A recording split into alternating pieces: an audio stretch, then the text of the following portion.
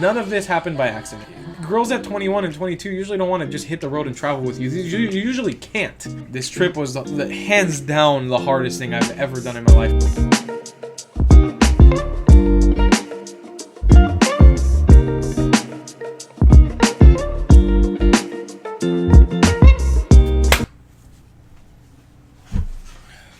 Alright, welcome to the video, ladies and gentlemen. This is going to be a very different video from what I've ever done. There's going to be very minimal cutting in this video. It's going to be essentially me explaining the entire trip that I just went on around the world in a circle. I figured I should give some context and some deeper meaning behind everything that I did this year, especially with the video I just released, which was kind of a short wrap-up of kind of the whole year. And if you're watching this video, it's probably because you saw that video or you've been watching for a very long time, and so maybe you want some deeper context. In this video we're going to be talking about my love life, kind of the struggles, the emotional struggles, the cultural struggles of this trip, the good sides, the bad sides, making money, everything and anything that you want to know, even the people that were in my videos. We're going to deeper kind of meaning behind all of them. It's going to be a longer form, so make sure that if you don't want to watch the whole thing on YouTube, you can listen to this kind of like on a podcast. Just put your headphones in, put your phone down. You won't really have to look at the screen. I might put some bits and clips here and there, but it's overall going to be a lot of talking for an hour, but I know that some of you are actually going to want to see this. So let's begin. I'm going to be looking down my screen a little bit just to use reference, because I wrote some notes in an outline for this. And also I'll be leaving time codes in the description kind of to reference the things that I'm talking about. So if you guys want to see playlists, I have playlists of every country that I went to and all kind of the parts of the trip. For example, if I'm talking about the cargo ship, it'll be a time code to me talking about the cargo ship with a link to the playlist of the cargo ship series. So if you feel like watching some of the vlogs from there, you can. And with that being said, let's begin. There's a lot of moving parts to this story, so we're gonna have to start where it kind of all begins, where there's kind of a prologue, which I referenced in the other video, and the prologue would be quote-unquote my trip to Mexico and Cuba with my friends the Endless Adventure and the Way Away and Karina, which happened late-ish last year around May 2017, I believe. It was either May or April, and this was a trip that we had planned for a while. I kind of wanted to do a trip with Eric and Allison from the Endless Adventure a while after we came back from the UK, and we planned this trip, and we knew that we wanted to go to Cuba, one for YouTube content because we knew it was kind of a hot topic, people wanted to know a little bit more about it, and our friends the Way Away were actually already in Mexico, traveling across the country. They said it was very cheap, the viewership was pretty good, so we were like, this could be a good plan of attack, kind of an algorithmic and fun adventure. We knew it would be kind of cheap, and it's close to Miami, so it was easy to get to for me, and so we said we'll do it.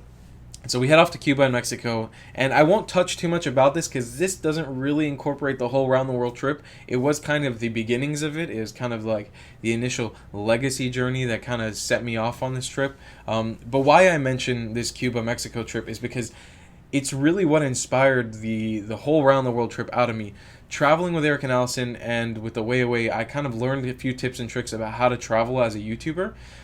Things like how to get free accommodation and how to close down brand deals and how to just better overall my quality of my videos and stuff. And I came back really inspired with a desire to like do something big, and feeling like I really could do something big, especially now knowing that I could travel for so much cheaper than what I actually needed to travel for before, because I had thought I was budget traveling before and I was just backpacking and stuff, but I realized I could snag free accommodation and brand deals, and I just kind of need to emulate what my peers were doing. So knowing all of that, I decided to come back to Miami. I had a fantastic trip with the Endless Adventure, the Way Away, Eric and Allison, Josh and Ashley, and Karina, and we just had such a blast, and I love them from the bottom of my heart. They were really like, we grew as a family together during that trip.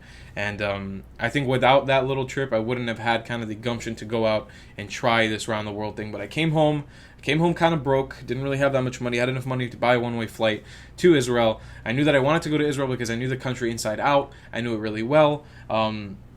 I knew I could probably make a cool travel series over there, but most of the reason was because I wanted to do a trip circumnavigating the globe. I wanted to fly from Miami back to Miami in a circle around the world, and I knew that I could probably do that by flying to Israel and then flying to the Philippines. And the reason I wanted to go to the Philippines was because I saw people who had traveled there earlier on YouTube. There were quite a few people who went, and their channels kind of blew up. And a lot of this trip was kind of centered around YouTube because this is how I made money. I wanted to make money at least. It wasn't how I was making money at the moment. And I decided that I would go for it, and I would try to fly to Israel one way, make at least $500. That was kind of the number I put in my head, $500 in Israel, and kind of travel out to the Philippines from there. And if I could make it to the Philippines, I knew that I would have kind of a safe financial base. I would be able to live there for cheap, and I would be able to travel there for cheap and be able to make YouTube videos, and I would probably gain a following there. And I flew to Israel one way with Moshe and Vidal, my good friends. And we flew to Israel also with knowing that, you know, we're going to have more friends from Miami joining us there. My friend Idan was living there at the time doing the army, and my friends Rafael and Matan here from Miami were coming along as well for the journey, which was going to be cool. So we were going to have friends to go on adventures with as well. And I just knew that it was going to be a good trip. And so we arrived in Israel, and then something magical happened like the first week that I arrived. One of my videos on YouTube for the first time ever blew up like big time. And this was the cargo ship video that I had made a year prior, and it just blew up on YouTube, gaining like hundreds and hundreds of thousands of views overnight. I gained like 10,000 subscribers, which kind of officially made me like a YouTube partner, like officially. I had access to like YouTube spaces and stuff now, and it was just a really fantastic feeling. But besides that, I went from being broke to having money, because that YouTube, you know, blow up kind of generated revenue for myself. I didn't have it instantly. I had to wait a little while for the way YouTube system to work to pay me out. But that video blowing up essentially allowed me to continue traveling. And then I had another video from England blow up, which even provided me with more money. Not a crazy amount, but a little something. So I decided, you know what, we're going to travel across Israel and make just this really badass series, a dope video series all about the Holy Land. We'll go to a bunch of different places. We'll try to reach out to a bunch of different companies. So I told Moshe and Vidal to join me and help me send 1,000 emails. That was my goal. I don't think we sent 1,000, but we sent a lot. And I just wanted to send 1,000 emails to as many companies and hostels, hotels, whatever we can, to get as much free stuff as we possibly can get, and just try to see what we can snag, and see what adventures we can go on for free. And I decided that we were going to do that, and we did it. And we were able to close down a bunch of amazing deals, and we were able to travel across the whole country for almost free. And Israel, if you know, is a very expensive country, but this is kind of where we honed in the trial and error of how we were able to work together. And I used Moshe and Vidal as kind of my cameraman and my morale team and my support team to help me with carrying stuff and filming stuff and getting all these cool shots. And they were always there to help me, which was really good. They really valued piece of my work in Israel, and they kind of showed me that I do kind of need a team for what I'm doing, and traveling with them just really, it was an amazing opportunity in Israel. And yeah, so when that trip kind of came to a close, Moshe and Vidal left. I had another about month left in Israel to kind of travel around and kind of really finish honing in the skills of what I was going to do and where I was going to go with this. And I realized, okay, cargo ship series blew up, England series blew up. I know that I want to continue east around the world because I'm already in the Middle East now. I'm in Israel. I want to continue east. But if I take a little detour, I could still circumnavigate the globe, but I could make more money, and I could do it making amazing content on YouTube. So I looked at what was blowing up on my channel, and it was my cargo ship series and my England series. And my cargo ship series, I did that as a fun thing that I wanted to do. I just wanted to try traveling on a cargo ship. I didn't have the intention of making money on that series, and I didn't make my money back on that series, on that first kind of cargo ship series. But I thought to myself, okay, there's a real yearning, there's a real desire for this knowledge on the internet. Why don't I go out and make an incredible series that no one's ever done before on how to travel on a cargo ship? And instead of doing it for the price that I did last time, which was about $2,000, once again, that was a fun trip, not a business trip. How about I do it for cheaper and make triple the amount of content I made? So keeping that in mind, that I could make more content for cheaper, I found a cargo ship journey that was about $500, that was 5 days, and it was going to get me from Israel to Italy. And then from Italy, I could travel to the UK, where another one of my videos was already blowing up. And I knew that these two series could probably generate me revenue while being able to travel. And I did it, and my friend Hugh joined me in Israel, and we did the cargo ship journey, and it was incredible. We sailed through the Greek islands. It was just an incredible trip. We even had a surprise detour in Cyprus, which is not a place I was ever planning on going to, or at least not in the near future. And we had like this one cool day in Cyprus to just kind of mess around and do whatever. We head off on this cargo ship journey. We finished it. The last day of the cargo ship journey, we hit a big storm, and a lot of people crap on me in the YouTube comments for that video that I made. They were saying we were overreacting, this and that. I wish I could bring everybody onto that storm, because me and Hugh, we were terrified. Hugh was puking in the back room. I I didn't film all of this because I got seasick for the first time in my life. I've never gotten seasick before. And I was in a hurricane on a giant cargo ship in the middle of the Atlantic Ocean a year prior. You know, it's not like I hadn't done something like this before. But this thing was insane. The cargo ship was rocking like this for hours on end, and we're getting smacked. And this was happening in between the border of kind of the mainland of Italy and Sicily in this little water channel that you have to cross to get to. And we were getting tossed around for hours on end. The whole ship looked like it was breaking. I remember stepping outside and just hearing the sheer wind. It was insane, and it scared the crap out of me. And it was one of those things that kind of stuck with me for a while. And I had started developing a little bit of a fear of like, oh, maybe I don't want to travel on cargo ships, and maybe I don't want to do something like this, because it was terrifying. But we finished with that cargo ship journey. We made it to Salerno in Italy. We actually met a guy on the cargo ship named Jose who was traveling around the world in a camper van, in a Mercedes camper van, and he had given us the opportunity to hitchhike with him to Pompeii, which is where we ended up. And we got to Pompeii, and because our cargo ship journey, I didn't mention it arrived early. We were actually stuck in Italy for a few days, which we didn't want to be stuck in because Hugh has his own stuff. He has his own work. He wasn't traveling full time, and I didn't want to spend so much time in Italy because it's an expensive place. And so we were stuck in Naples in Italy. We had made it there, and we had actually reached out to an Airbnb host to get free accommodation in return for video. A girl named Livia, who actually hosted us for free, and she didn't even want me to like promote her in the vlogs or Airbnb. She just wanted me to promote her. I will link down in the description below kind of the reel that we made for her. We made her a little bit of a reel, and I do want to promote her. I'm trying to find a way to do that in the future in a way that will actually bring a lot of engagement to her.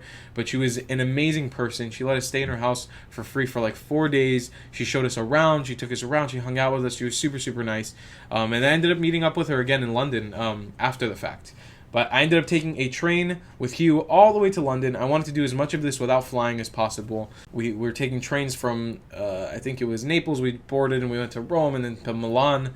And then we made it to Marseille in France, and our train was late. And we missed a train, and we were stuck in Nice. In Nice, France, we were stuck. Without a train, without a plane, without a flight.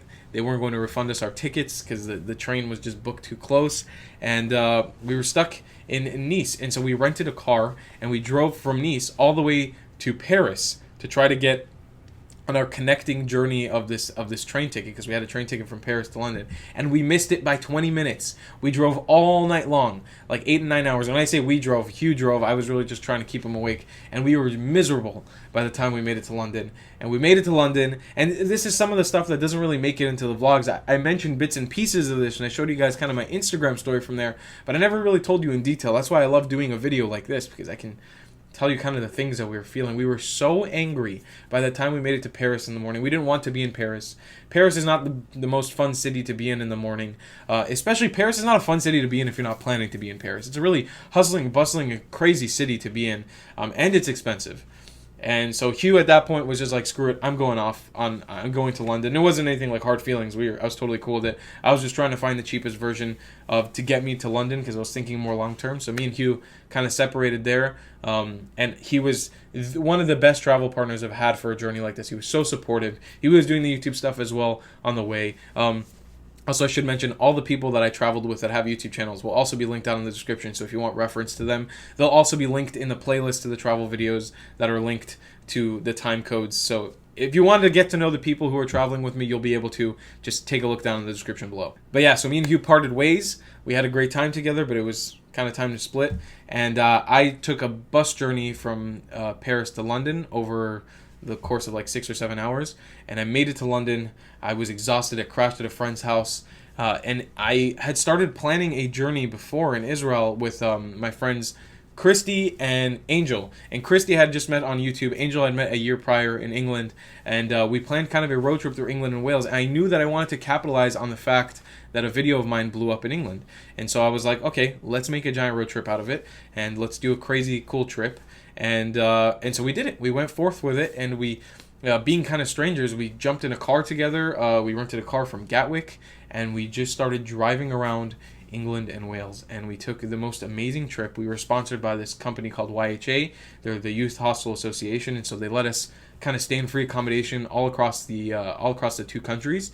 And this was over the course of, I think, like 6 or 7 days. We had a full week there. And we just hit up all the cool spots. We went to Cornwall. We went to this and that. And we got to explore the culture and the food and kind of the nitty-gritty parts of England and Wales that, like, I never really expected that I wanted to go to.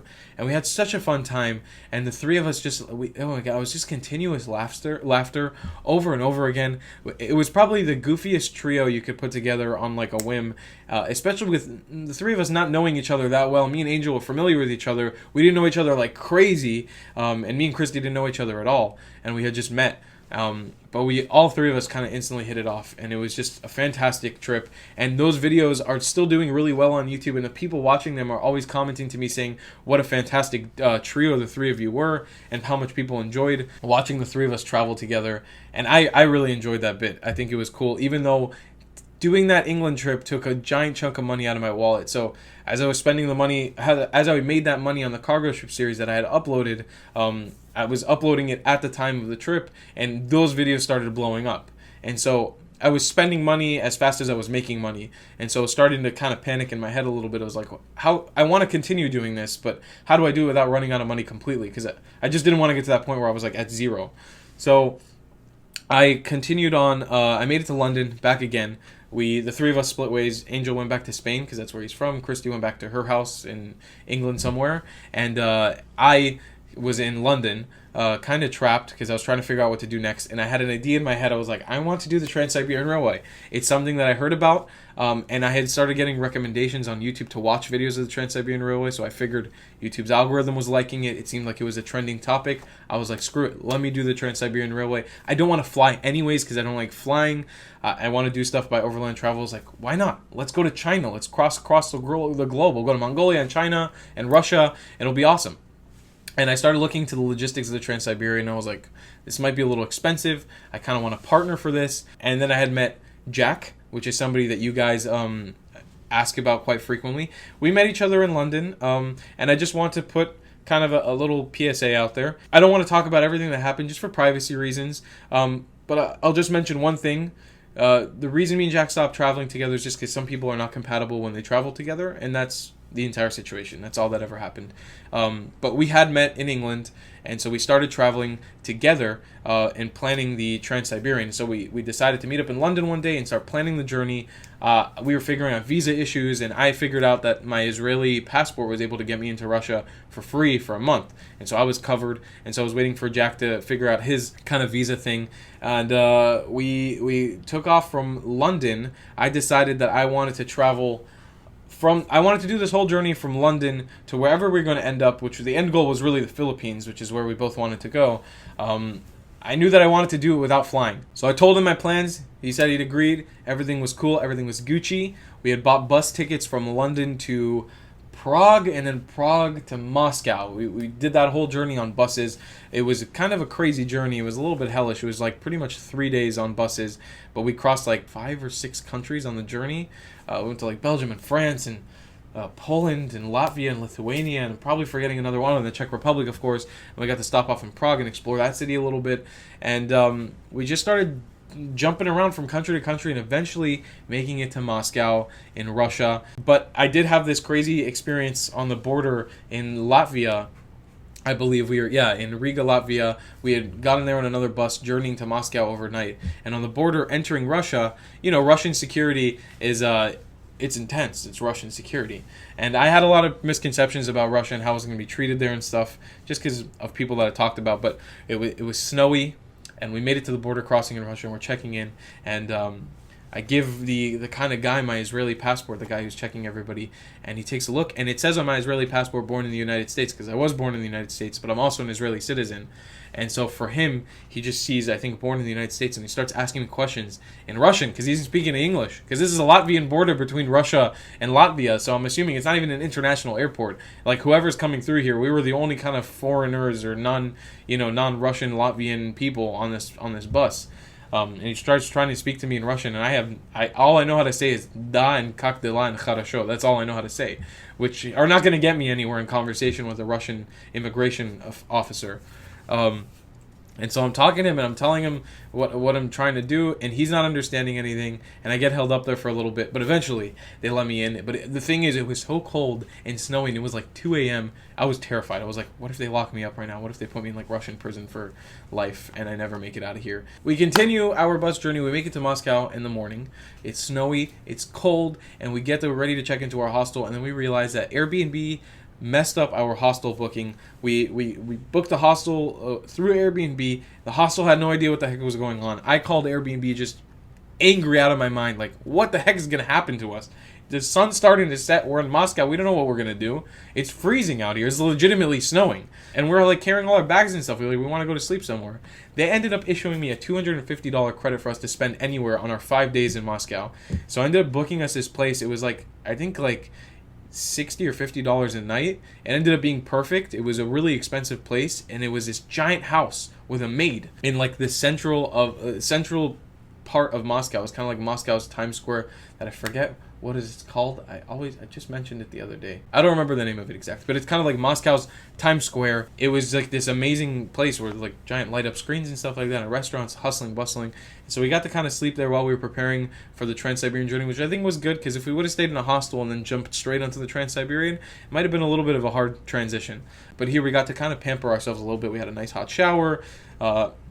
And I was starting to find out in Moscow, like, that the stereotypes that I knew about Russian people, I had a lot of friends, a lot of Russian friends from Miami, and I had some misconceptions about Russian people just living here in Miami, because this is just a general vibe. A lot of people, a lot of the Russian community is very tight-knit here. A lot of them aren't the friendliest to outsiders, and I had a lot of Russian friends in Miami who had been telling me earlier that I told them I was planning to go to Russia. A lot of them were like, be careful, people are going to hurt you there, it's a really dangerous country, and people are unfriendly, and people are really mean to outsiders. And I'm sure and I'm positive there's some type of validity to that statement, but the more time I was spending in Russia, the more time I was spending in Moscow more specifically, I was finding out that those statements were not only not representative of the people in Russia, but they weren't accurate to a T. And nothing, I wasn't targeted at all, ever. And I not only did I feel not uncomfortable, I felt very comfortable, and I felt very happy. And maybe besides Moscow being a little bit expensive, I was treated really nicely.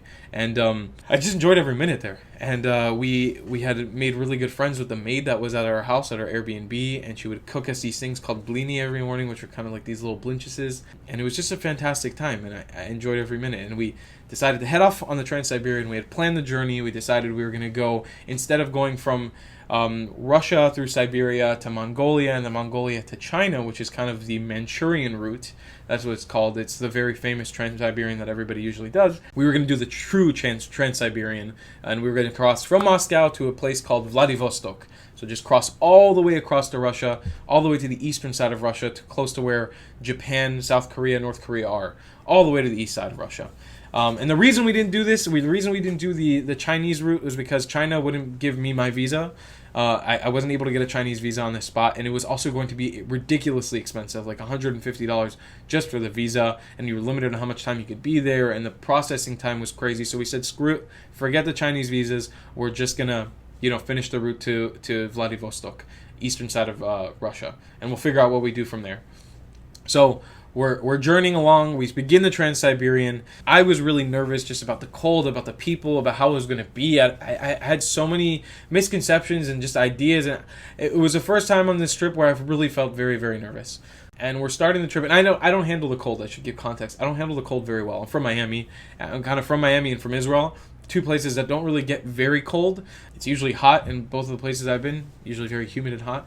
And so I was very fearful of how cold it was going to be, because this was Siberia. I mean, when you mention cold, you mention like Siberian cold, when something is truly cold. And so we head off on the journey. The journey begins with us meeting a bunch of these high school kids that were also taking the Trans-Siberian journey, because this is just part of their trip. They were on a school field trip, I think, to St. Petersburg and to Moscow, and they were going back home to the middle of Siberia. And we had met them on the train journey. We ended up hitting it off with them. They were teaching us Russian the whole time. We made a bunch of friends with pretty much everybody on the train. By the end of this train journey, it was 4 days on the train. We had become really close friends with all these high school kids. We enjoyed each other's company. Some of them wrote me notes that I took, and I still carry around in my wallet all the time. And it was just an amazing, really like warm, experience of like meeting these people that, living as an American, you have a lot of misconceptions about Russian people just because, the two countries have not always gotten along. And I don't consider myself a straight American, like just 100% American. I'm kind of dual nationality. And, Russian people don't have the best reputation here. And so going over there and meeting so many Russian people and becoming like true friends, I really consider those high school kids friends of mine. I'm really excited to see where they go in life and hopefully see them again in the future. And I'm sure that I will. It was a really mind-blowing experience. And there was even this kid, Tommy, and his mother that were on the train journey as well. And I ended up teaching this kid English, and I was teaching him all kinds of English words from the Borat movie. I was teaching him high five and this and that and great success and just all kinds of jokes and stuff to this kid. And it was really, really fun and a funny journey. But we ended up leaving that journey. We were in Siberia now. We made it to the town of Irkutsk. We were booking into a hostel called the Z Hostel or Z Hostel, however you want to call it. And we were there booked for like 6 nights. We had made a reservation. We get there to the hostel. We're checking in. And then we meet the owner of the hostel that same night. His name was Dimitri. And I gave him my pitch of what I do and how I'm looking for free accommodation in return to promote hostels and stuff like that I enjoy. And we ended up hitting it off, me and Dimitri, really well. And we ended up saying, yeah, let's do a partnership together. We're going to do a partnership together about the hostel. And you can stay here for like 6 days for free. And I ended up finding another tour company that was working with the hostel, and I offered them kind of the pitch, and they were like, yeah, we'll take you on a tour for free for 3 days. And so they took us around, and we ended up exploring Siberia and staying in Siberia for pretty much free the entire trip. It was amazing. It was like 7 days of just exploring and going all these different places. The tour company, it was called Voyage Baikal.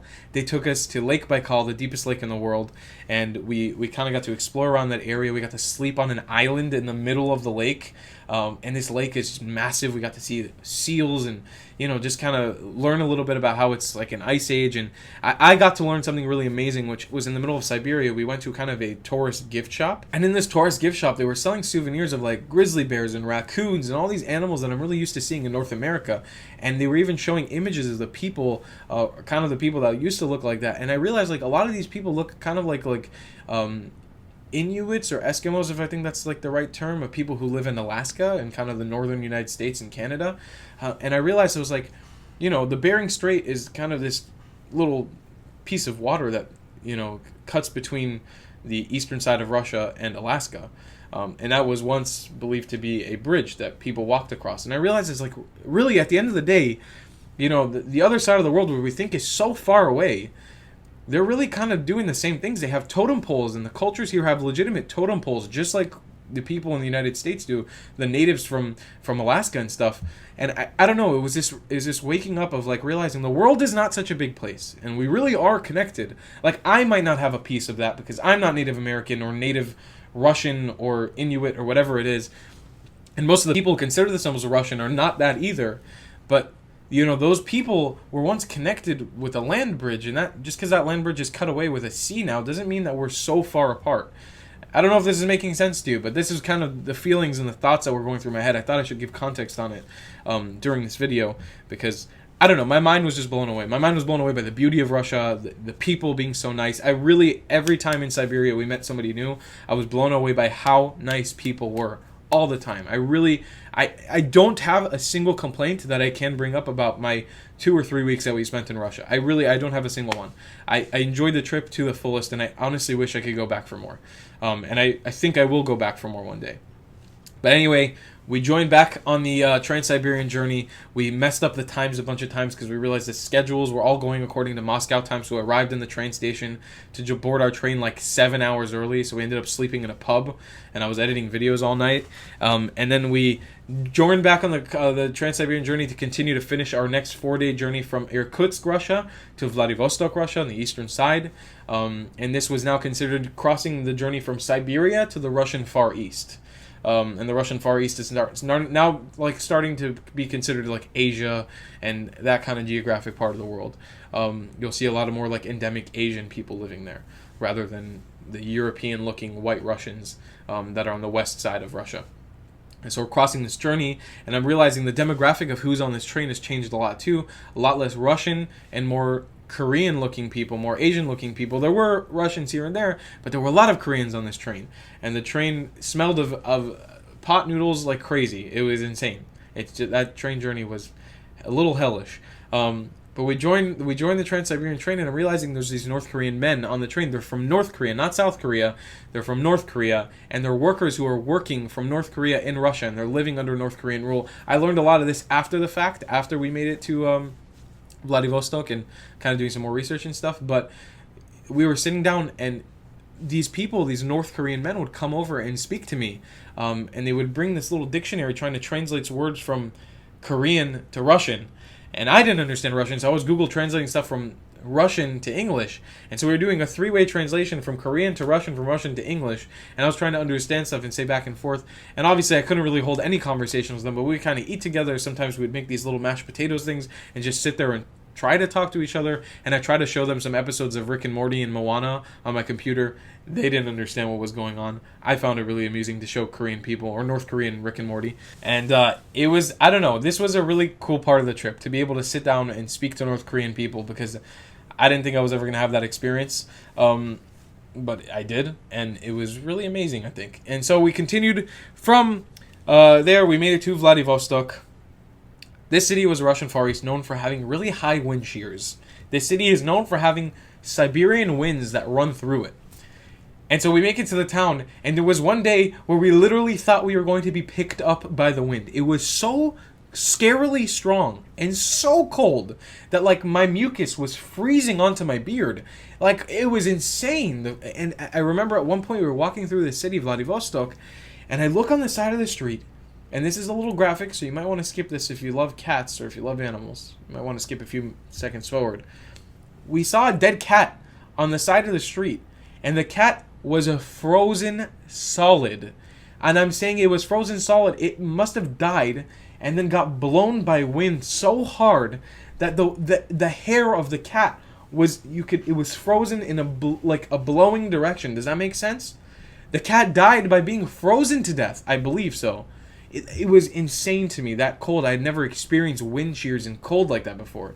It was a true, like, magnificent part of nature. And this part of Russia also looked like unlike any place I'd ever been. I remember we arrived in this hostel that same morning when we got off the Trans-Siberian, and I was looking out the window, and this window had a kind of a panoramic view of kind of like the Russian Sea. I don't remember what part. I think it was the Sea of Japan that was kind of bordering on this town, and there were all these islands, and it was a view that I had never seen before. And I had traveled quite a bit before this trip, and I've been to Africa, and I've been to a lot of parts of Europe, and I've done my cargo ship journey across the Atlantic, and I'd seen things in my life.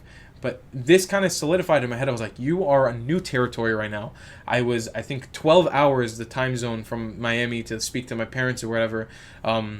It was 12 hours away. You know, like, things were different here. This was a different part of the world.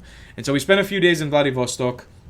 We started planning what was next. We started planning a kind of a journey to the Philippines. We decided we were going to do a ferry from Vladivostok to a place called Donghae in South Korea. We were going to sail past North Korea to South Korea, which I was really excited about. So we take this ferry to South Korea. We are boarding the ferry. This ferry is the weirdest thing on planet Earth. And I mentioned that in the videos that I filmed from it. It was just the weirdest ferry. It had a bunch of cartoon characters and drawings all over it, and like it would have a mural of Zeus and then like a picture of Transformers just a deck below. Really a video that I highly recommend you guys watching if you've never seen it before. It was my journey. It's called Sailing Past North Korea, because we really did sail past North Korea. And even during the night of that journey, as the suns began to set, I remember sailing past. I had reception on my phone, the kind of GPS setting, and I was able to see the dot moving past North Korea. And I saw something off the coast of North Korea. Don't know what it was. I know that the entire thing was really dark, but I took pictures of it on my camera. I won't put it up because it literally, there's no point. You can't see anything. But it was dark, and I just saw these tiny, it kind of looked like flames, but these little lights towards North Korea, which was cool. I don't know what they meant, but I thought I'd let you guys know because I didn't mention that in the video. And so we finished that journey on the ferry, but that night on the ferry, we experienced Koreans partying for the first time in my life, and I didn't realize how hardcore Koreans like to drink and party. I mean, it's intense, more than I could have ever imagined. They partied hard that night. And so we finished that journey in the morning. We woke up, we got off the ferry, we began heading towards Donghae, to the city. My mom had called me that day, and this is where I got some really bad news, that my grandpa he got a diagnosis that he has stage 4 terminal cancer, and things were going kind of bad, and he was in Israel, and my mom was was flying out. She had gone to Israel at that point because of kind of fears that he wasn't doing so well. So that was kind of hard. That news kind of hit me a little hard because if you've watched my videos before, I have a really close relationship with my grandpa.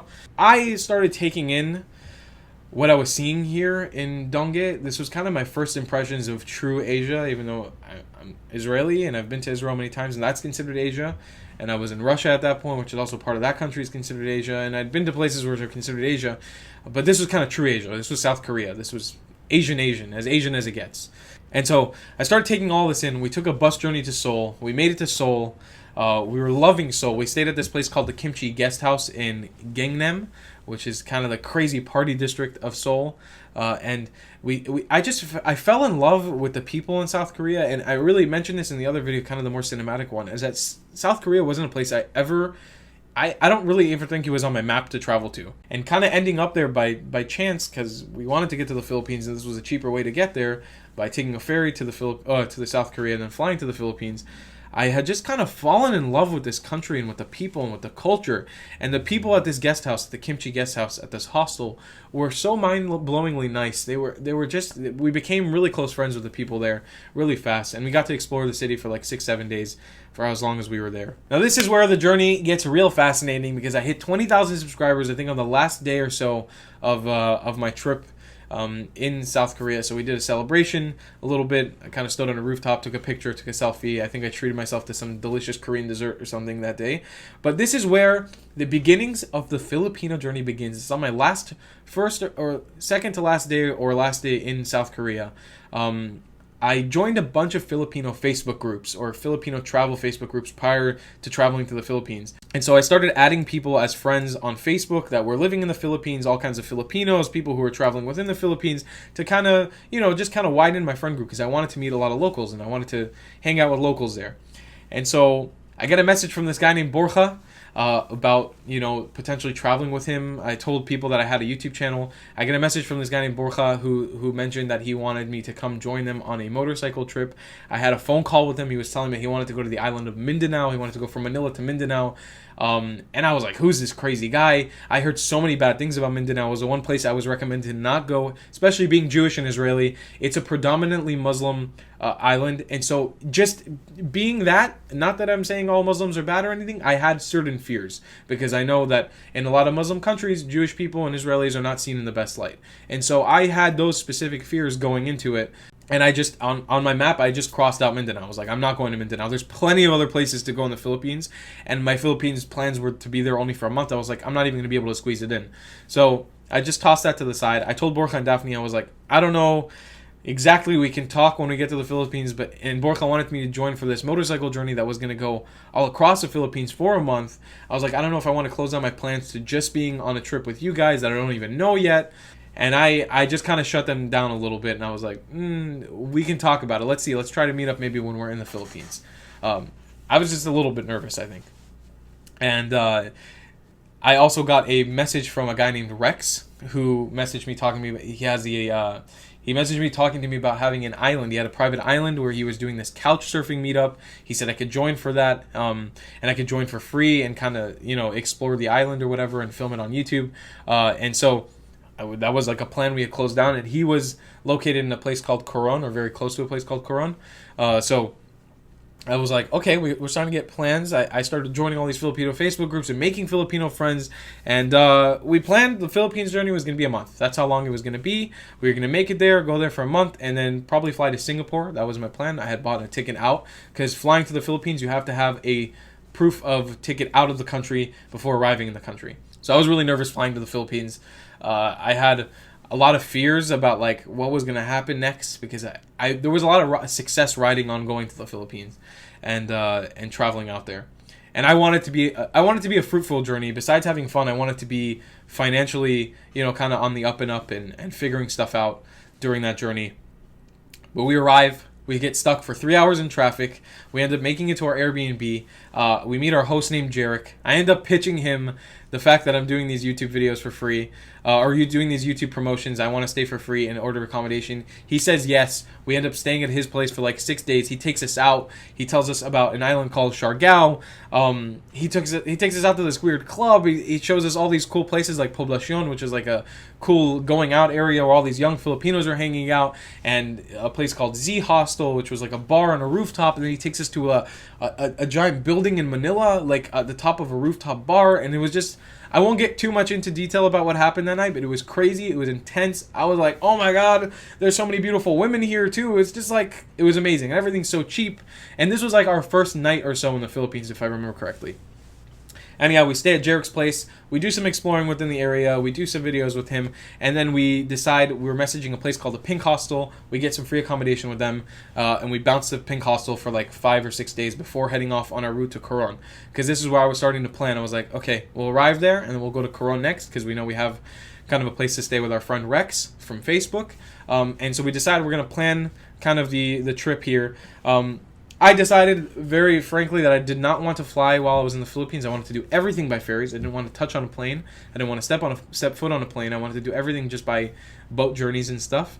So we meet a lady named Marie, who's kind of the owner of the hostel, or the manager of the hostel, not the owner. And she gives us all kinds of recommendations. She takes us around. She becomes our second mother in the Philippines, in Manila. She is an amazing lady, and I really love her so much from the bottom of my heart. And we remain very good friends till this day. But she told us about Panay Island and Isla Gigantes and Iloilo, places that I didn't really expect. They weren't on my map, which then became part of my map. And I was sitting down planning the journey, and I decided, I was like, we're going to do Coron and then go all the way down to Palawan and then cut through Palawan to Cebu and do the Bohol area and jump up from Bohol to Boracay and do Boracay for New Year's, and then go from Boracay back to Manila and then fly out of the country. Maybe do a little bit of the north because we heard about the rice terraces people were telling us about there. And this is where we met our friend Frida, who you might know from the vlogs, our Swedish friend who joined us as well. And we met her in this hostel. We traveled with her a little bit, and we all decided we were going to head to Coron together. And then the morning that we were leaving to Coron, or the night before, this giant group of backpackers all came in. They all flew in. People were from Canada and from Australia and from England and from all over the place. And like just a bunch of backpackers all of a sudden arrived in this hostel. So we all happened to have tickets out of Manila at the same exact day. So we were all jumping onto the ferry tomorrow, and we had all booked ferries in the same accommodation class too, which was the cheapest accommodation class, which was really funny. So we leave to Coron. We're all going there. We're all the backpackers. We head out there, and then when we arrive to Coron, we split up and we head off. Me, Jack, and Frida to Rex's island. And when we get to Rex's kind of boat that he has on the dock there in Coron, we meet Cecile and Millie and Richards, who are also part of this couch surfing group, and we join on this banca, on this boat, to Rex's island, and we journey off into the little ocean there in Coron onto a tiny little island that Rex owns. We have an amazing time. We become great friends. We get super drunk every night while we're there. We do a bunch of stupid shit, and then we end up leaving Rex's island, like a new family of friends. We all stay in the same place, and I think we rented scooters one day. We kind of made a Filipino scooter gang video. It was really fun.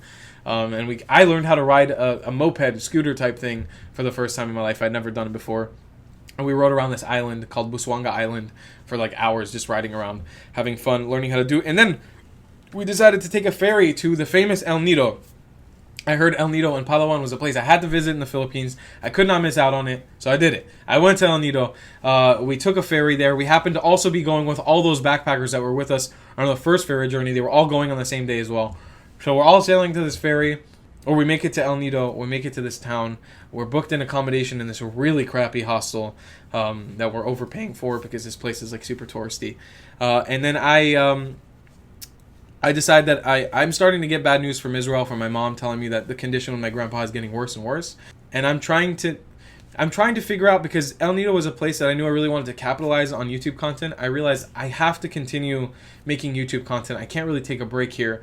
I was considering flying out to Israel at that point because I love my grandpa and I really wanted to see him before, things were going to get worse and worse. But I decided against it. I decided to stay. I decided to focus on making the content and really focusing on growing this YouTube channel because good things were really happening. And so we go to a place called Nakapan Beach, and this was a really pivotal moment in the trip for me. I got a call from my mom while I was sitting on the beach telling me that my grandpa was on his last few moments, and I got to speak to him on the beach for one last time. I couldn't hear anything that he said, but I spoke to him. I said some final words to him, like my thoughts and that I love him and this and that. And my mom had told me that he, after not talking to anybody for quite a few hours, not making any noises, when I spoke to him, he made some type of noise. I hope that was acknowledgement of my message to him, and that was my final kind of conversation with him. The next morning, I had a horrible night that night. I got a fever, I cold sweats. It was really bad. And I woke up the next morning just kind of down and sad because I knew what was happening. And my mom tells me that my grandpa had passed away. And I took it kind of bad. It wasn't great. But I realized that I needed to focus on what was present, what was at the moment, and I could deal with all of my emotions on that later. I had to bottle that up for now, because at the end of the day, YouTube is my job. At that point, it's become my full-time job, and I'm trying to figure out how to do this and how to make money. So I had to focus on what was at hand, the task at hand, and the task at hand was to create content and blow up my channel and make as much good content as possible. And El Nido was a place I knew got views, and I knew people wanted to see, so I was like, all right, I got to focus mode. I can't think about it too much right now. So we make a crazy El Nido video. We go explore El Nido. We do all the kind of, touristy stuff. I realized how touristy El Nido was, and I really started not enjoying that place because all I smelled was sunscreen, and I saw yellow life jackets or orange life jackets everywhere, and it was so crowded, and the infrastructure for the city didn't have an electricity grid, so there were power outages all the time. There was no AC anywhere, and it was rough conditions. It was just really bad, and with so many people thrown in the mix, it just made it kind of like an annoying experience. Also, while we were doing the tour in El Nido, I saw people stepping on coral reefs, which really angered me. So it didn't help to it. Anyways, me, Cecile, Frida, and Jack, we were kind of our crew together. We head off on a journey to Puerto Princesa, which is where we were going to head off to Cebu. On the way, we stopped in Port Barton, which is where I heard there was kind of a sea turtle haven. And I was able to see my first wild sea turtle and swim with my first wild sea turtle that I have never done before. And this was also another pivotal moment in my life. And we also saw a dugong while we were doing that, by the way, which was also amazing. But I had seen manatees before, so I guess that didn't affect me as much. But sea turtles have been a big part of my life. I've desired to see one and swim with one in the wild for a very long time. It's kind of been one of my favorite animals. And so doing that finally was pivotal in a sense. It was a very emotional moment and a very happy moment in my life, and I just loved every second there in this Port Barton place. And we made it we ended up meeting up with a couple named the Travel Beans, Emma and Alex, who were also traveling the Philippines, who are YouTube friends who I met up, and I got to tell them how much they inspired me because they kind of inspired my journey. They had journeyed from England to Thailand and lived there by teaching people English online via an app, and that's how they were making money. And so I knew when I left Miami initially, they were kind of my inspiration because I had seen their video explaining how they live abroad, and them being my inspiration, I had to let them know, and it was an amazing feeling to be able to let them know that they were my inspiration for this journey. And knowing that I saw their video, knowing that no matter what, even if I failed at the YouTube thing, even if I failed at getting a job, I could probably continue by using this app and kind of doing the lifestyle that they do. It inspired me a lot to head out on my journey, and being able to tell them that was just amazing. Anyways, we make it to a city called Puerto Princesa. I started planning this ferry journey that I wanted to take. I didn't want to fly through the Philippines, like I mentioned earlier. And so there was this one ferry journey taking you from Puerto Princesa to a place called Iloilo, a city called Iloilo, with a stop on a tiny island called Cuyo, which the only thing that there is to do there is to go kite surfing. That's the kind of benefit of that place. Frida and Cecile decide against going on the ferry with us, which I totally understood, and they fly out. Me and Jack head on this ferry, get our tickets. We get to the ferry station. There's a typhoon. We hear news about a typhoon, so we have a delay. Anyhow, it's 5 or 6 hours later, a delay. We ended boarding the ferry. They end up going anyways. In the middle of the night, we hit a storm on the ferry. It's raining. The boat's rocking like crazy. It's actually terrifying. And we arrived to the Cuyo Island. It's just completely rainy and it's horrible. And that day, it looked like something out of Twister the movie or something. It looked really bad. We get off the ship and they tell us we don't know when we're leaving again. It could be 3 to 4 days until we head off again because we're in a Zone 1 typhoon or whatever. So we go into town. We try to go to the local office of the ferry company that we're on, and they tell us there's nothing on the board. There's literally no information. So it's Cuyo Island is a tiny island with no ATMs, barely any internet, limited food supplies, limited electricity, and our beds and our accommodation is pretty much the ferry, which is spider infested, dirty. People are urinating in the bathrooms there. No showers, and it's a metal ship, which God knows what diseases are existing on there. So that was our bed for 5 days where we got stuck on that island. We would go into this cafe every once in a while to kind of charge our phones, and that barely worked, and eat fries, because I think that's what we ate there. Yeah, it was a mess because we were still only planning on being in the Philippines for a month at that point, and 5 days wasted on an island where you can't really do anything is not a good time. And it kind of adds some more stress onto the whole journey. But anyways, while I was on the ferry, my first Philippines video went live of me arriving in the Philippines, and that blew up, got like 100,000 views. And then I uploaded my next video, which was my mall video of us exploring a Filipino mall in Manila, and that blew up. And that got almost like 1 million views now. It's close to 1 million views. And I had gained like 10,000 subscribers overnight, and it was just a crazy experience of like, whoa, this is happening while I'm on an abandoned island. And if you go look at like my community tab on YouTube, you see like my first post to the Filipinos is, hey guys, I'm stuck in a typhoon on an island, instead of like, hey, I'm on a happy sunny beach or whatever. Anyways, we make it to Iloilo. We make it to that city. We meet an amazing girl named Ange on our way out of the town, and she gives us a ride. She lets us hitchhike with her to wherever we were staying. I think we stayed at an Airbnb that cost us $5 a night, and it wasn't great. We then took another ferry the next morning to Cebu, which was a long ferry. It was another like 8 hours or so. So that ferry got us the next day. So there's now like 3 days of just taking ferries every day. And we make it to Cebu, and we're like, okay, we're going to take one last ferry to the island of Bohol, to this place called Tagbiliran. And we board this ferry. We wait an hour in line to like buy tickets. This is like 6 in the morning or whatever. And we buy tickets for this ferry. We're like, finally, we're going to be able to make it to this ferry and relax a little bit, get to this nice tropical island, get to like the chocolate hills and the tarsiers and like beautiful coral reefs and whatever. And then another typhoon shows up, and the ferry gets canceled for the day. So we're now stuck. Like, we have this ticket that we just bought, and me and Jack split up at that point. The situation had just arisen, and we just ended up parting ways at that point. And I get to Cebu, and I'm looking for an Airbnb, and I make it to an Airbnb, and I meet an Airbnb host named Mai and Gustav. They were super, super nice people who kind of give me tips and tricks about kind of exploring Cebu and what to do. And also, this is where another two crucial characters in the story take place and join back into the story. Borja and Daphne, who we spoke to in Seoul, South Korea, for the first time, which I kind of turned down, happened to be in the city. And I was kind of freaking out about finding a new travel partner while I was in the Philippines. And so I had put a post up on Facebook saying I'm looking for new travel partners and stuff. And a couple of people reached out here and there.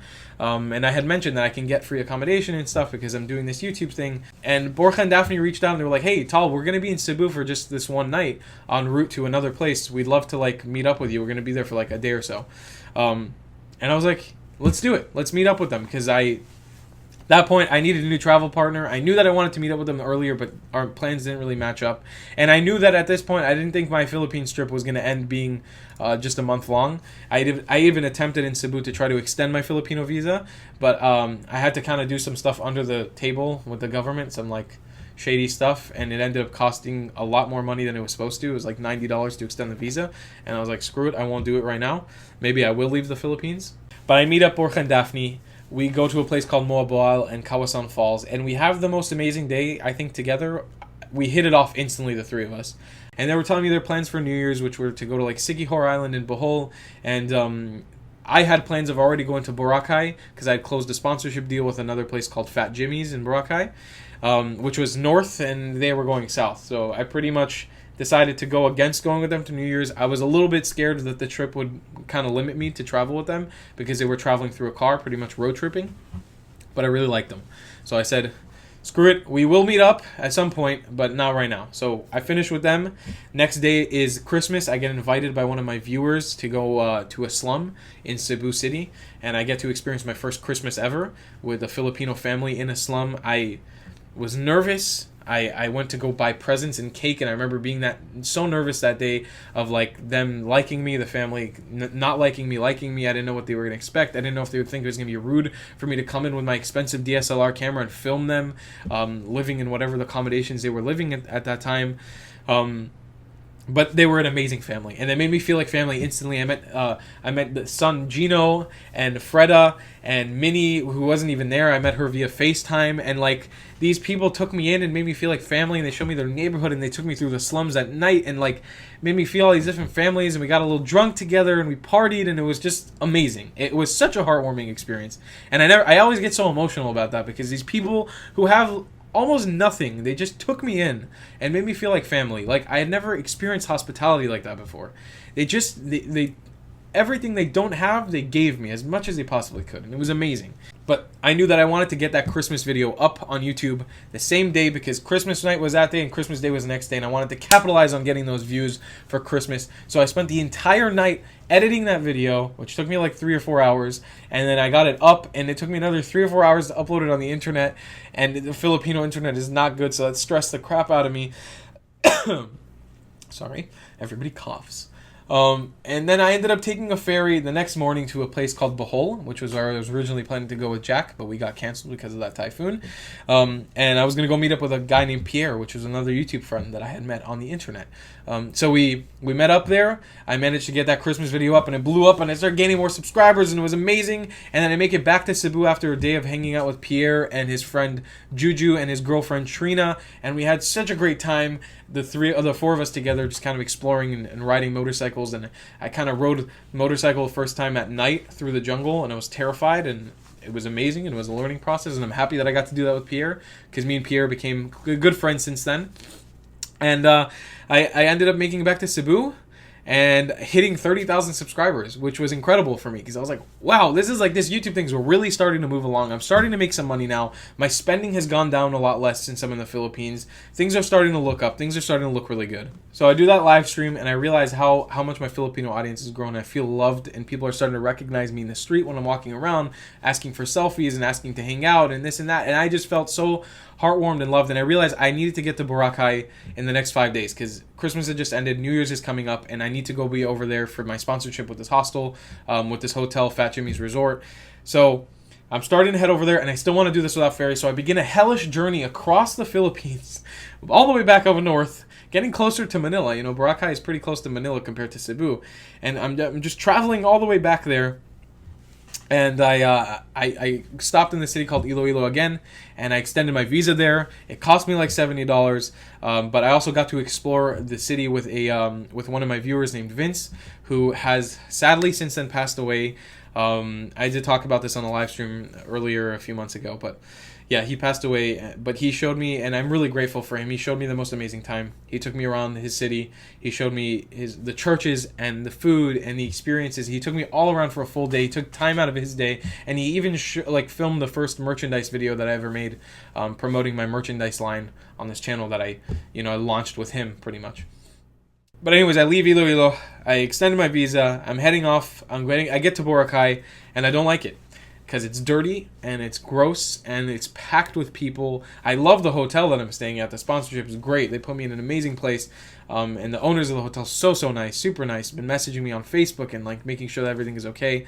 But the island itself is dirty and gross, and people are littering, and it's a mess over there. And I had heard from Ange, the girl that I met on the ferry on Cuyo Island when we were kind of stuck on that ferry, that Boracay, even though it is the largest resort island in the Philippines and its greatest party place in the Philippines, also has slums and a really financially deprived area and neighborhood of the original inhabitants of this island. So I'm starting to realize, I'm like, this is a problem, and I need to bring light to this. I also ended up meeting another viewer on Facebook Messenger. She had sent me a message. Her name was Jam, and she said she wanted to come join me for an adventure, and I told her I would love to meet her up and bring her on for an adventure. And so we ended up messaging back and forth, and I got her to come with me to Boracay because she lived in a place called Kalibo, which is very close to Boracay. So she ended up joining me for an adventure, and we ended up making a video together, kind of touching on the more dark side of Boracay, not just the parties and the beautiful white beaches, but the original inhabitants there, the Atis, which were like the originals, the natives of this island.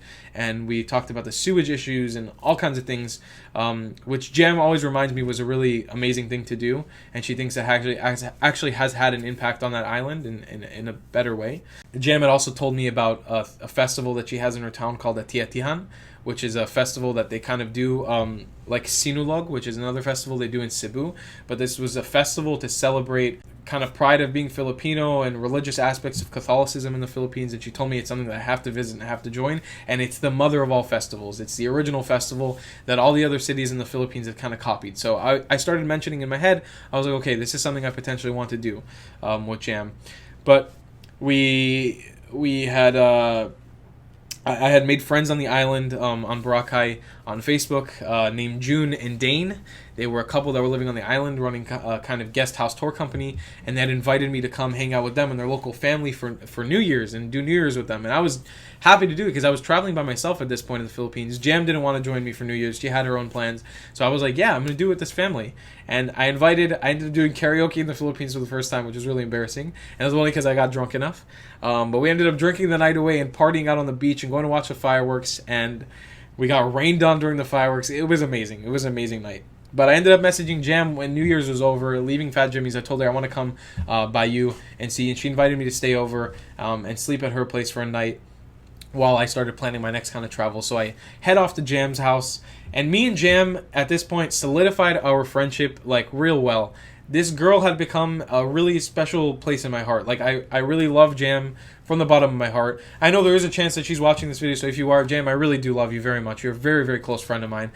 She kind of ended up becoming like my sister in the Philippines, like just a friend that I knew had my back, and she invited me to like meet her family, and her family was super nice to me, and we ended up having like dinner together and hanging out together, and it was just a great time, and just laughing and having great times. And at this point in the trip, I had invited Moshe, if you guys remember, from Israel, back onto the trip. I had told him, hey, I'm looking for a travel partner. I know I can take you to Japan, which is a place that you really want to go to, and I know that we can do it for cheap if we put in a little bit of groundwork, because I can now snag YouTube accommodation stuff for free most of the time. And so I told Moshe, and Moshe had begun starting to think about potentially coming to Asia with me. Moshe, to give context, was in school, in college at the moment. He was going to continue to his next semester of school, and I was like, Moshe, you need to come join me. So this is where the craziness starts happening and stuff.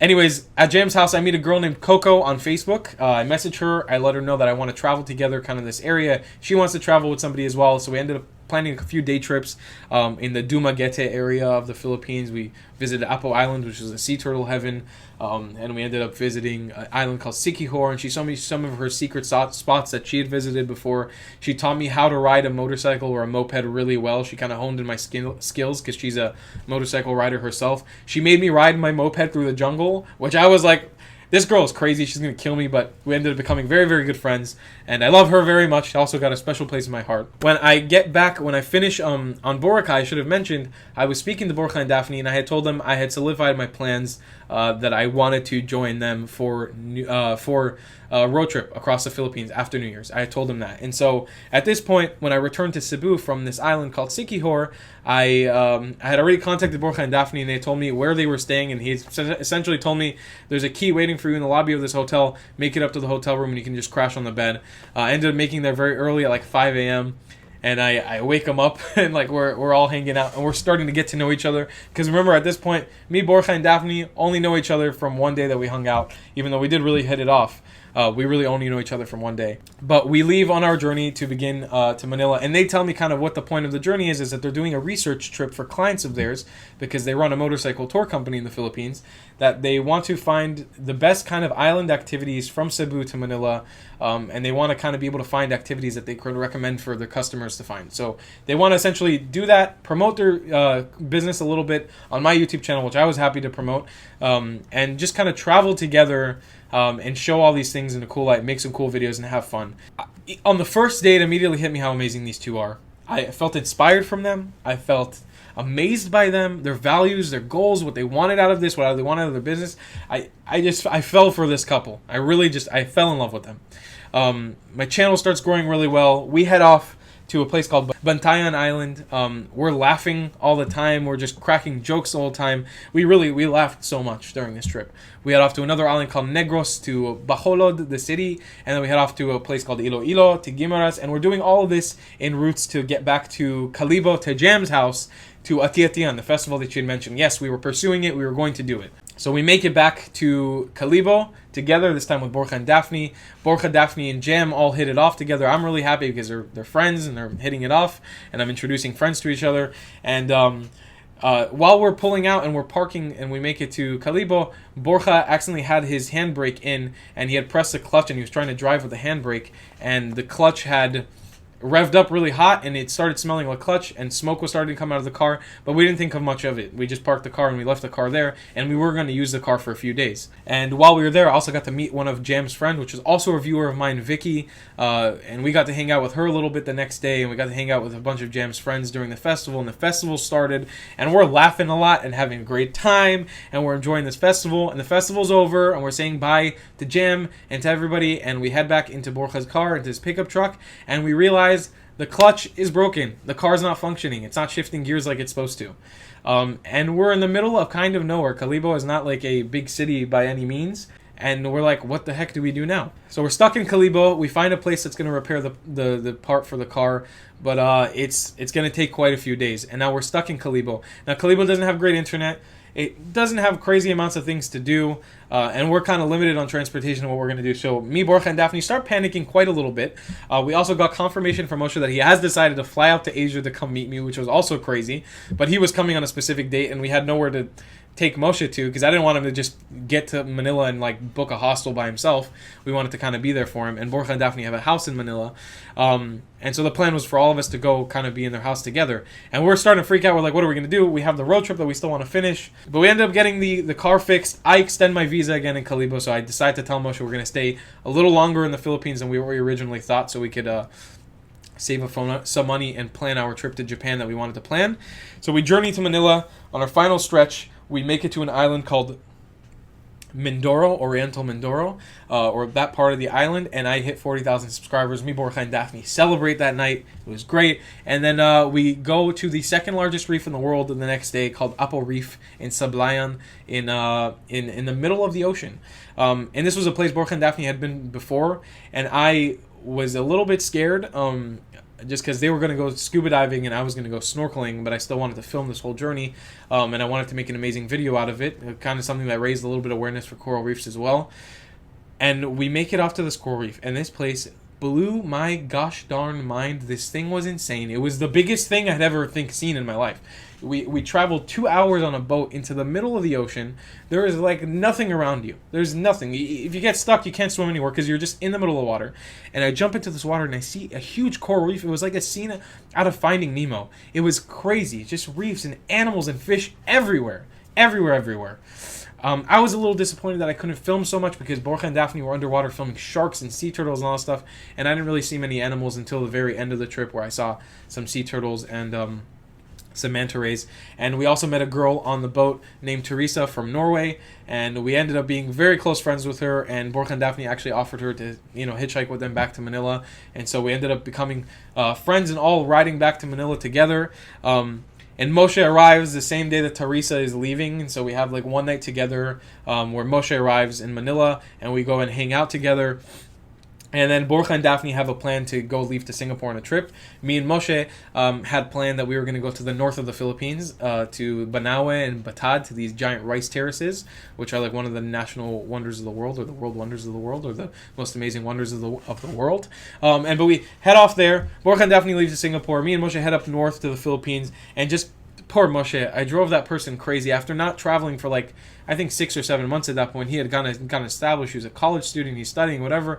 I chuck him back into the jungle. On the first day back, he's hiking through the jungle, getting his shoes all wet, not having food to eat because he keeps kosher. It's like, he's going crazy. And I'm driving Moshe crazy. But we explore Banaue, we explore Batad. We meet one of my viewers, Sel, who takes us to a place called Sagada, who lets us stay on kind of their dragon fruit farm and teaches us kind of the mission that she's doing.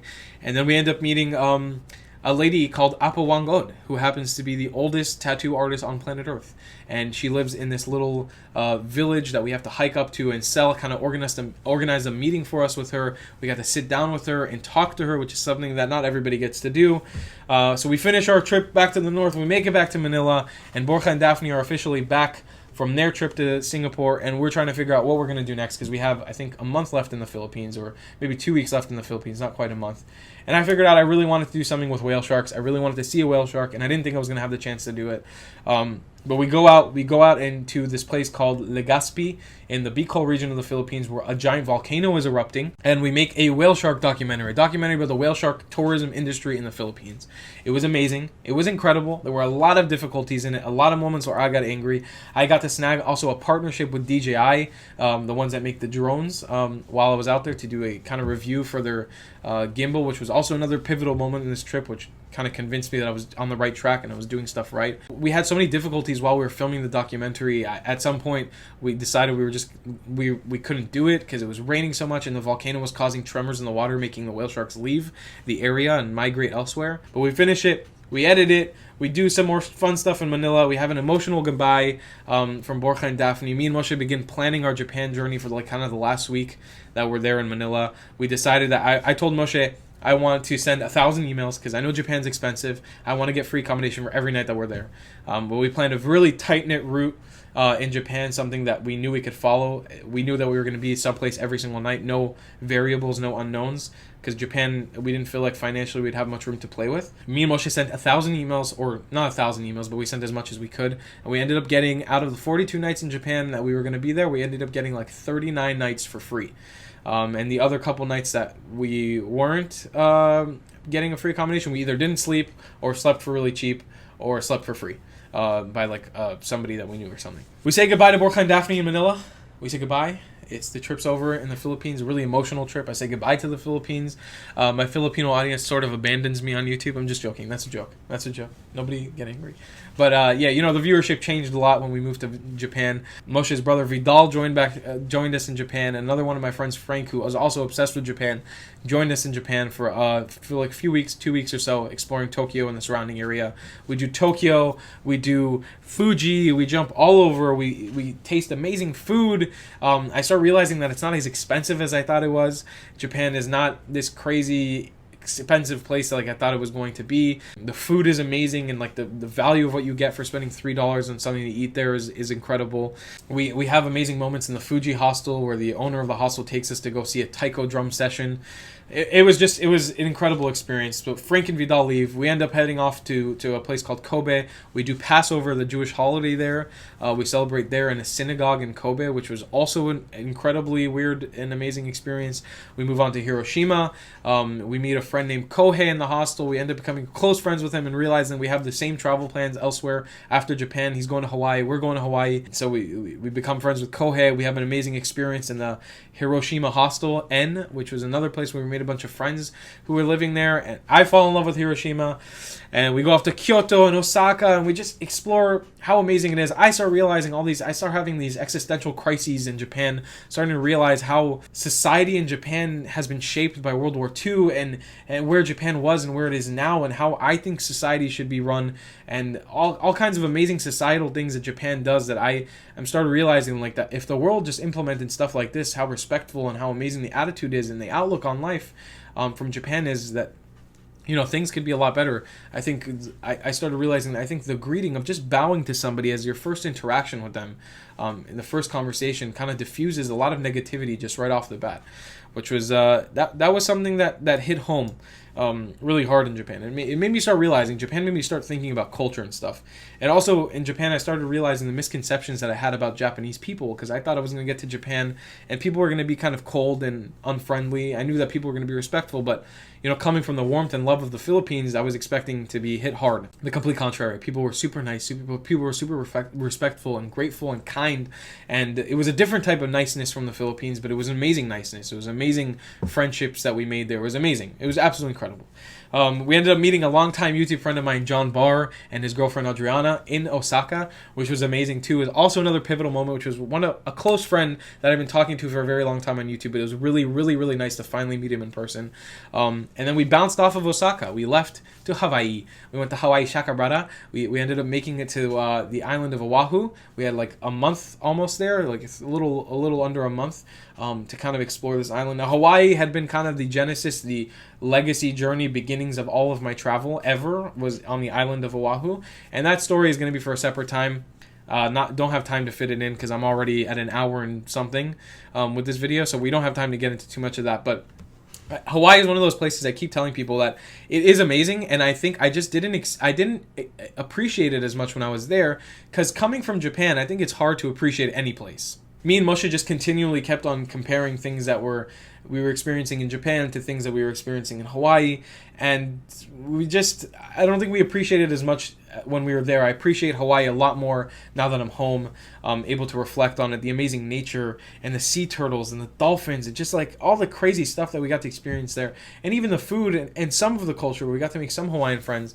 It was really amazing, and it's a place I'm definitely looking forward to go back to one day, maybe just not after visiting Japan. I think one of the biggest things was when we went to a 7-Eleven in Hawaii and we compared it directly to a 7-Eleven in Japan, and it was the first interaction that we did when we got off the plane, so it kind of hit us home, and especially the American attitude compared to the Japanese attitude of the way people behave. It kind of turned us off a little bit. But we left Hawaii after 3 weeks there to Los Angeles, California. And this was where we're going to begin the final stretch of this round the world trip. We are now 11 months into the journey. This is 11 months. I plan to do this trip for 4 months. We are 11 months into a round the world journey. I've almost, sorry, camera died there. I don't know exactly where I was there, but we ended up flying to Los Angeles, making it to LA. But we ended up deciding that we wanted to cross the country via buses and trains and stuff if we could. No planes, once again, because I figured, I was like, if I cross the largest country in the world, which was Russia at the time, without flying, I can do the United States easy. And I've already done the United States in the car, but I want to do it in a bus. I want to do it public transportation. LA to Miami, that's the goal. We didn't know exactly how we were going to do it. We ended up buying bus tickets. We went from LA to Las Vegas. We ended up meeting one of my viewers there, an amazing guy named Lior who took us shooting guns in the desert. I didn't make a video off of it just because people on YouTube are not super friendly to that stuff. Maybe one day we'll be able to kind of wrap up the footage from there if that's something you guys are interested in seeing.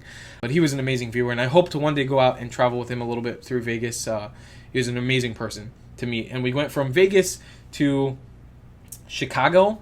We got to Chicago, and we had this crazy journey between Vegas and Chicago, which was like a 2-day bus. We went to a bunch of random states that I really didn't enjoy because we were sleeping on buses, and we switched buses like 3 or 4 times. It was really intense.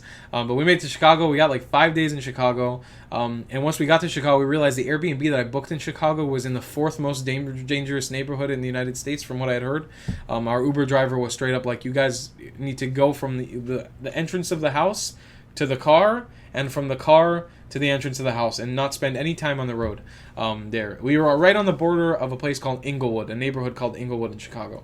So we realized that after our Uber driver definitely was over-exaggerating, because we did walk around that area and we were perfectly fine. But we did a bunch of pizza tastings and stuff like that. It was super cool. Chicago was a really nice city. And then we took a bus to New York. We also had another hellish journey with a bunch of delays that Greyhound messed up.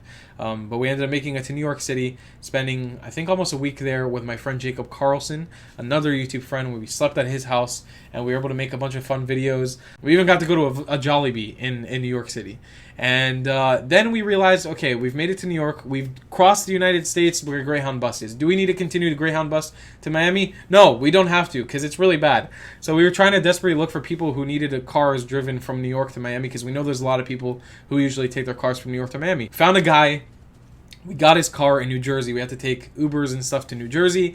We ended up picking up his car in New Jersey, driving it all the way to Orlando, which is where he needed it dropped off. We get to Orlando. We meet up with Frank again, who was with us in Japan, and Frank wants to drive down to Miami that weekend. He drives us down to Miami, and that's it. And that's how I circumnavigated the globe. That's the story behind it. Damn, that was long. That's like an hour and something. Hands down the most amazing thing. The fact that it even worked and I was able to do this is incredible. I couldn't have done it without the amazing support of friends, family, people who help me out, viewers, you people who watch these videos help me out so much, and you have no idea.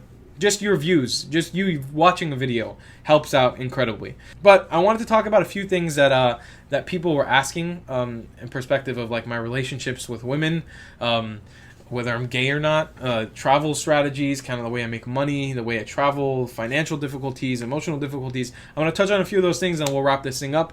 From travel strategy-wise, I'm going to break it down for you guys very easily what I did specifically on this trip. Okay, because this trip was very different from the rest of my travels. Usually when I travel, or what I did before, I became a full-time YouTuber, quote-unquote. I would work a job, until I quit it, until I made enough money to travel somewhere, and then I'd quit it, and then I'd travel somewhere. The idea of this trip was to be consistent, to stay on the road for as long as I could, pretty much. 4 months was the goal in the beginning, ended up being a year. And I did it by looking at videos that were trending of mine, videos that did well on my channel, and chasing those videos and trying to create them in a more effective, in an ROI kind of perspective. And ROI in business terms mean return on investment. So what I'm spending on the video, I'm hopefully making back, and then making back more, so it goes into my pocket. So I'm able to make a video, film it, upload it, and make money, and make more money than I spent making the video, if that makes sense. And so I did that in pretty much every series. My road trip series, I spent less money than I did in England the first time, and I was able to make money on the cargo series. I was able to make money on the Trans-Siberian series, and for the first kind of trips, up until when we made it to the Philippines, rightfully so, because the Philippines is cheap, I was spending just about the same amount of money that I was making, and pretty much I would make a bunch of money and spend all of that money on the next part of the journey, and then make all that money back and then spend all that money again. And that happened about 3 times until I made it to the Philippines. And then in the Philippines, the expenses were so low because it's so cheap to be there that I was just starting to break even on what I was spending, instead of spending more. And then I started getting into the green, where I was starting to make a net positive gain on money, and I was starting to just make money and make money and make money and make money. And there's been things there, like my camera broke in Japan, like things like that, where I've had to spend money on, and things that I've had to kind of, spend money that I don't want to on, instead of saving. But my real goal right now has been saving, so I can help my family, and kind of build some type of wealth for myself, because I don't have a college degree, I don't have another job besides YouTube. So that's kind of been my goal. And you guys watching and helping and supporting the entire time has been the greatest support I could possibly ask for on that side. So that was kind of the travel strategy. It was a very well thought out plan. None of this happened by accident. A lot of little bits of spontaneity here and there, maybe in the Philippines, but most of this round the world trip was very planned and organized, which is very rare for me to do, because I usually do things on a whim like this. Now let's get into relationships and women and dating. This is something that a lot of you guys want to know about, and I never, ever really talk about. I maybe mentioned it one time in the Philippines when I made that Tinder video. That's like the one time I've ever talked about a relationship. So let's clear this up right now, because a lot of you guys have a misconception that I'm gay because of the Love Hotel video that I made with Moshe. I'm not gay. Me and Moshe are just very close friends and are very comfortable doing stuff with each other and putting each other in situations where I guess most friends are not. But I'm like that with a lot of my guy friends, so it's not that we're homosexual, not that there's anything bad with being homosexual. It's just we aren't. That's just a situation. Anyways, women in dating, relationships. I haven't mentioned it, but on this round the world trip, I've been on many dates, probably 15 or so. I met a lot of amazing women, a lot of really good girls. I went on a lot of fun dates and trips and stuff. I won't mention exactly where and when and what city this was or where it happened in the world, but there is one girl that I went on a date with on this trip, which was hands down the most incredible date I'd ever been on. I won't go into detail about what it was, but it was just the most amazing fun date I've ever been on, and I hit it off with this girl. It's just hard when you're traveling to close some type of relationship down, especially at this age. I'm only 22 years old. I was 21 while I was doing this trip, and girls at 21 and 22 usually don't want to just hit the road and travel with you. You usually can't. It's not like that they don't want to. A lot of them kind of want to. A lot of them can't, because it's just not their lifestyle. They're not built for it. And so it's a little complicated to tell a girl, like, hey, let's go do this. But that being said, I figured out during the trip, I think I have some serious commitment issues as well, like with getting into a relationship with a girl. And I know that some of the girls that I've been on a date with or been with during this trip are probably watching this video as well. And so hello to you. But that's a little part of my life. I do try to date and go around and meet women while I'm traveling and stuff. Sometimes it's successful, sometimes it's not, just like with anything. Just to let you guys know, nothing at the moment, still single as of August 2018. Whether or not that will change soon, who knows? I'm still looking, but I haven't been able to find anyone who's willing to do what I do. So if you guys know someone, holler at your boy. So last kind of bit, we'll talk about the emotional difficulties of this trip. I didn't mention also before, but while I was in New York towards the end of the trip, my grandma passed away from my dad's side. That was also another hard thing, because I love my grandma and stuff, and she also passed away in Israel, and I wasn't able to fly out to Israel because I was right at the end of my trip. It didn't make sense. I was driving this car back to from New Jersey to Miami. I don't know, not being able to see friends, family, and people passing away while you're traveling, and big life changes happening for people that are close to you while you're traveling, it does affect you at a certain point.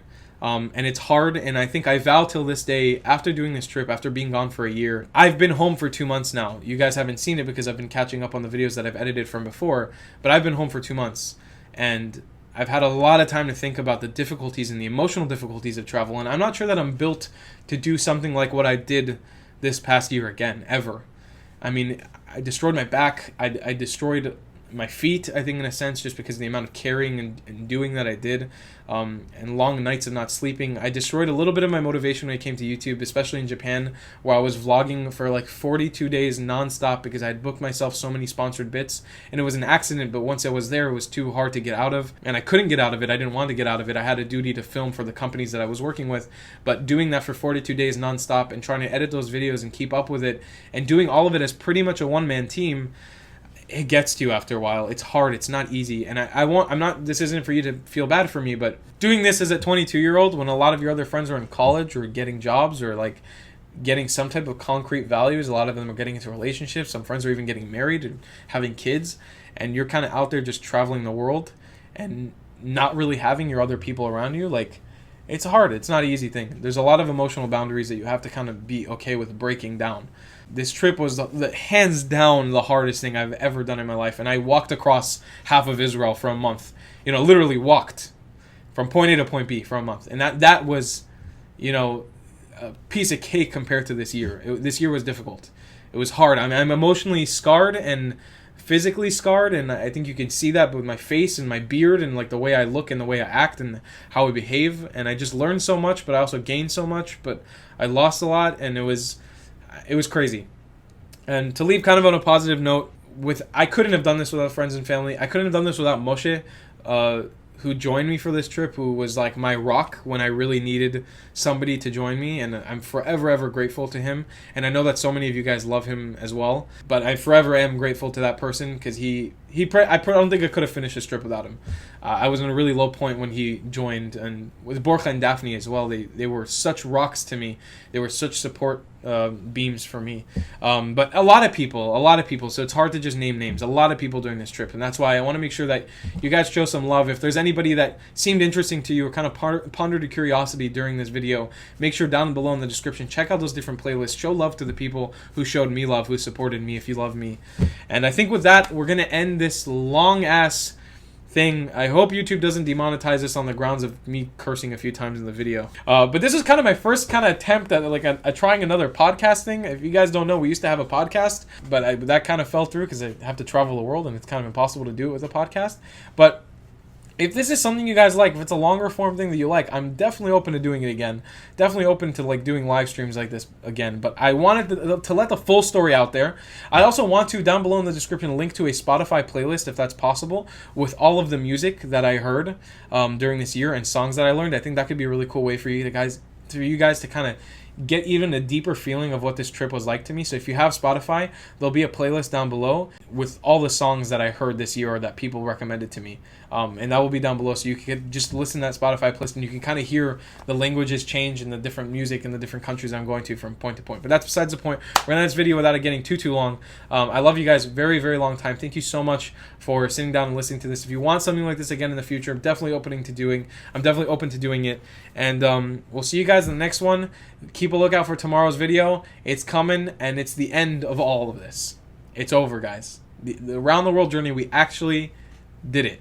1 year around the world, circumnavigating the globe at 21. I'll see you then, guys. I love you a long time. Goodbye.